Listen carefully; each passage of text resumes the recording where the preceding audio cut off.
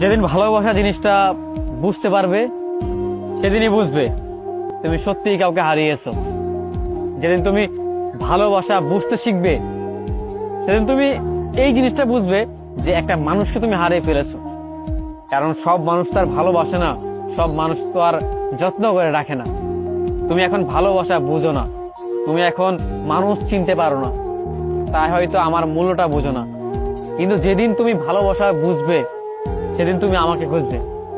সেদিন তুমি এইটাও বুঝতে শিখবে যে তুমি একটা মানুষকে হারিয়ে ফেলেছো।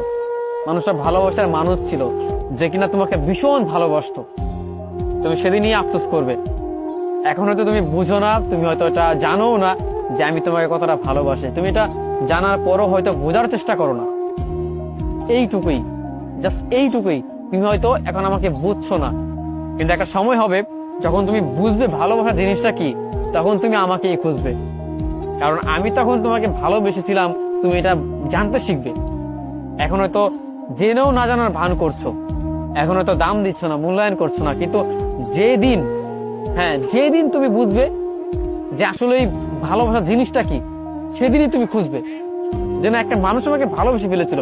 ভালোবাসা যদি এটা হয়, মানে তখন যদি তুমি বুঝো যে ভালোবাসার জিনিসটা কি, তখন তুমি এইটাই বুঝবে যে না, তাহলে তো আমাকে অতীতে একটা মানুষ ভালোবেসে ফেলেছিল, একটা মানুষ তো আমাকে খুব করে চেয়েছিল, তবে আসলে সত্যি সেই মানুষটা ভালোবেসে ফেলেছিল। তখন তুমি এইটা বুঝবে। অতএব এখন তুমি বুঝছো না, বুঝবেও না, কিন্তু তখন কোনো লাভই হবে না। তুমি আমাকে ফিরে পাবে না, আমাকে হারিয়ে ফেলবে। সব সে তুমি আমাকেই খোঁজার চেষ্টা করবে। সময় হলে তুমি আমাকে খুঁজতে চাইবে। তবে হ্যাঁ, আফসোস হবে এটাই যে সেদিন আমি থাকবো না, সেদিন আমি তোমার হয়ে থাকতে পারবো না। আমাকে তুমি খুঁজে পাবে না, আমি হয়তো বহু দূরে কোথাও হারিয়ে যাব। এই যে সময়ের ব্যবধানটা, শুধু এটাই। এই সময়ের ব্যবধানের মধ্যে তুমি ভালোবাসা বুঝতে শিখবে। কিন্তু আফসোস, তখন তুমি তোমার ভালোবাসার মানুষটাকে হারিয়েই ফেলবে। এটা শুধু আমি কেন, তখন তুমি যদি ভালোবাসা বুঝে অন্য কোনো মানুষকে ভালোবাসতে যাও, তখনও দেখবে তুমি ভালোবাসা পাবে না। কারণ তখন তুমি বুঝেছো ভালোবাসা জিনিসটা কি, কিন্তু অন্য একটা মানুষ সেটা বুঝবে না। তখন তুমি ভালোবাসা মানুষ হারাবে, তখন হারাবে, হোক সেটা আমাকে কিংবা অন্য মানুষকে।